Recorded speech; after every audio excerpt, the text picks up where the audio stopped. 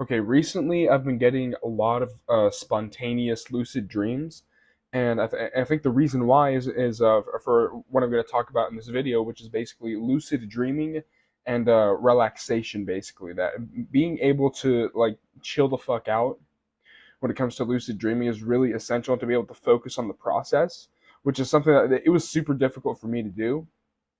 But and I talked about like this lucid dream like hack, which is basically using like doing your technique for like a certain amount of time, if you're using like an anchor or something to focus on your anchor for like 30 seconds, and then to fall asleep normally after you focus for those 30 seconds. And after I started doing that, I've been able to sort of, um just here and there, I've just been getting random lucid dreams, and I'm not even using my stress ball anchor technique anymore. Like literally, what I'll do is I'll just pay attention to the imagery in my head, and literally, what will happen is that I'll get lucid just spontaneously, just like out of nowhere. And literally, like recently, like recently, I'll get like I've been getting lucid like just without even knowing what it is that I did right, and it won't even feel like I did anything. It did anything. And so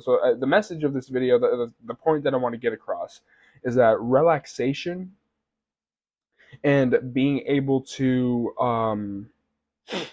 like being able to like chill the fuck out when it comes to your mind, being able to actually let go for some like for a second as you fall asleep, and being detached from results is super important. And if you told me that advice back like in previous times, I would have not listened to it, because I'm a tryhard. I like whenever I go after something, I want to do it, super well. But like, and this is like a theme that comes across where the more I relax and the more chill I am when it comes to lucid dreaming, the more lucid dreams I get.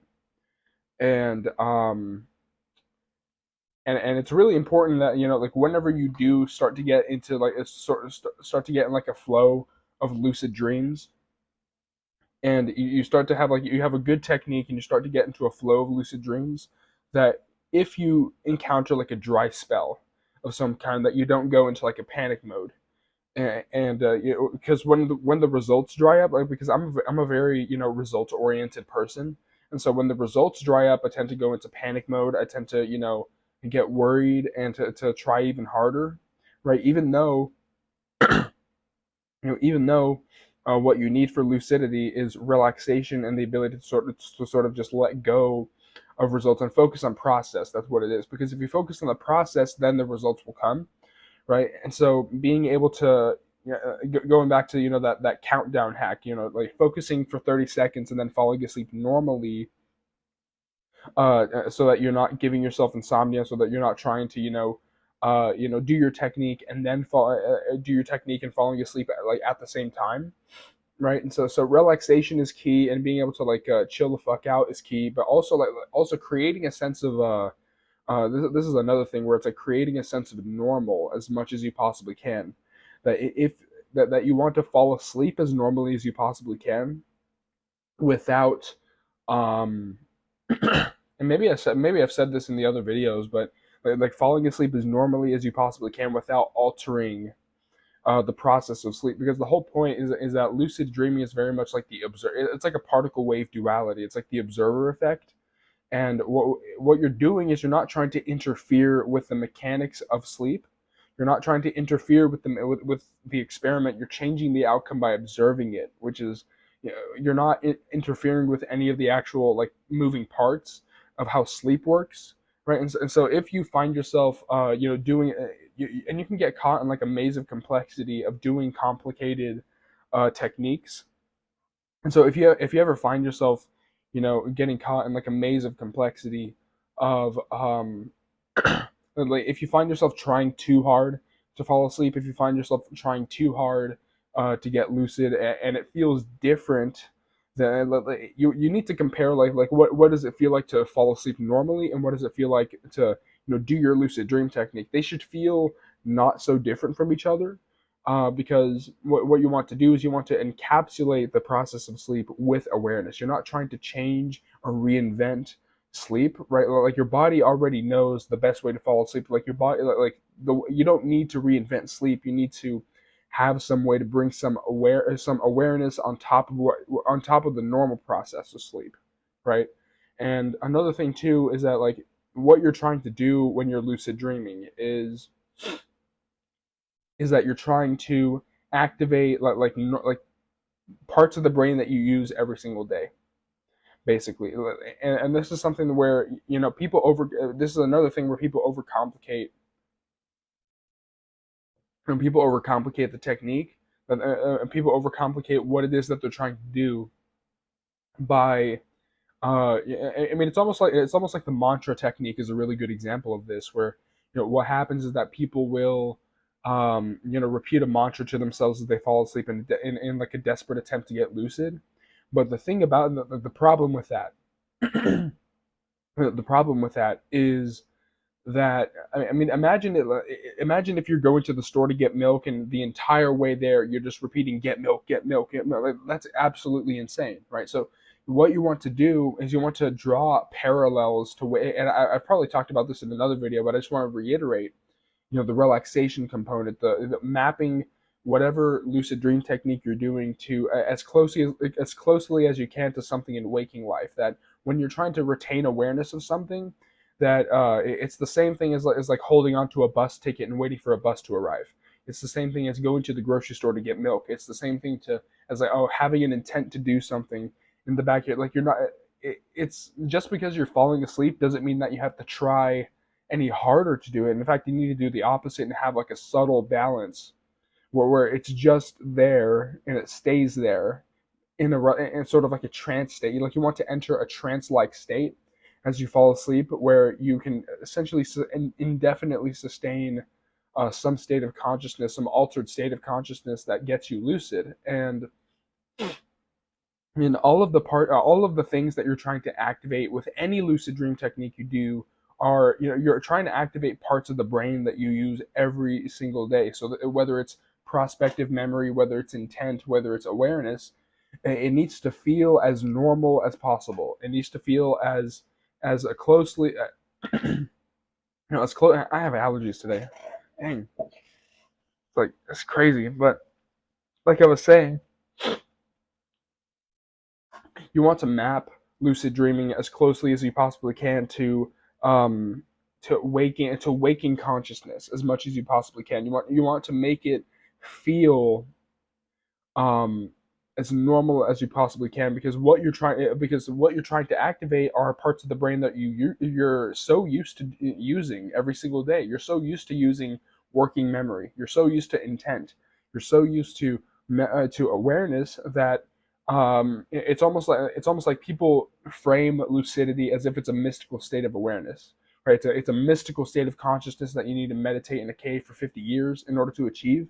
And so activating those normal part, like almost like those parts of the brain that you take for granted, are what you need to activate. You don't need to achieve any special state of consciousness, right? And so people miss the mark because they're so used to, waking awareness. They're so used to intent and memory that they use every single day, that they don't realize that is actually what you're trying to activate. That those parts of the brain that are normal, right? And this is why like not trying too hard is important, because if you're not trying too hard to do something, then what that means is that you're essentially creating that sense of normal. You're creating that sense of basically, utilizing. It's almost like you're turning lucid dreaming into an everyday activity in the same way that going to the grocery store to get milk is something it feels so normal to you, so you do it without even trying. And so that's the thing, is that like if you learn, and this is an acquired skill, but if you learn how to like chill out, even if it's just for like a week, like okay, like for a week, like you don't need any lucid dreams. Maybe stop dream journaling for a couple of days. Take a little break. Like you're not quitting.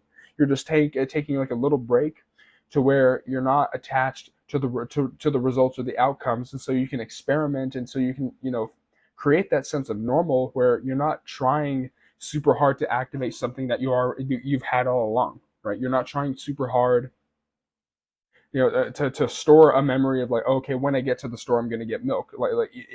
If you go to the grocery store to get milk, you're not repeating a mantra all the way there of get milk, get milk, get milk. You're not doing that because basically it's so normal to you that you're just, okay, I'm storing a memory and then boom, like set and forget, right? And so creating that sense of normal, creating that sense of like it's creating that sense of ease, right, where you're focusing on the process and you're not excessively trying to force your brain to do something, because what that does, right, is that it keeps you it bifurcates your possibilities into either you stay awake and give yourself insomnia, or you fall asleep normally because doing the lucid dream technique stresses you out and keeps you awake, right? And so relaxing, creating that sense of normal, like not trying too hard, like teaching like basically hacking your brain to chill the fuck out so that you can focus on the process and fall asleep as normally as you possibly can, while focusing on the process, trying to activate parts of the brain that you use every day, not trying to achieve a mystical state of consciousness, just trying to activate the normal parts of the brain is really what the message of this video is. That if you can teach yourself to chill out and to try to make it feel as natural and as normal as possible without trying to without using excessive force and keeping yourself awake, that's a really important thing that like I've noticed that like as soon as I stopped trying super super hard, I've been getting these spontaneous lucid dreams just out of nowhere, and like I have no idea what I'm doing correctly. I'm still trying to figure. I mean, I know a part of it is focusing on mental imagery, focusing on my own thoughts, monitoring my own thoughts. I know that that's a part of it, but I've just been getting these spontaneous dreams where I've just been, going to sleep for a nap. I'm not trying to do any particular technique, but I still get lucid just out of nowhere. And so I just wanted to, give that message of like relaxing and chilling out actually might give you more results, especially if you're someone who's a try hard like me, you're very results oriented, then you might benefit from that message, And another thing too is that lucidity is not, um, it's not like an achievement. It's not an Xbox achievement, right? Lucid dreaming it's not like an end goal. It's a state of consciousness that is maintained. Which like that sounds like weird to say, but like lucidity is not an end goal. It's a state of being, right? So it's like a lifestyle. It's a state of being. So it's not necessarily like an end goal where you tick off the box, and it's either you lucid or you're not. And once you achieve lucidity, then that's the end all be all. But no, it's really is like a lifestyle. It's an accumulation of habits and actions that you do repeatedly. It's a habitual thing, right? And the same way that fitness isn't like an end all be all thing where it's like, oh, okay, like I run every single day, so that's the ultimate fitness lifestyle. Like no, like it's a thing where it's like you tap into sort of like a natural flow of repetition rather than trying to like achieve oh, okay, like once I reach this target weight, then I'm done and there's nothing else left to achieve, right?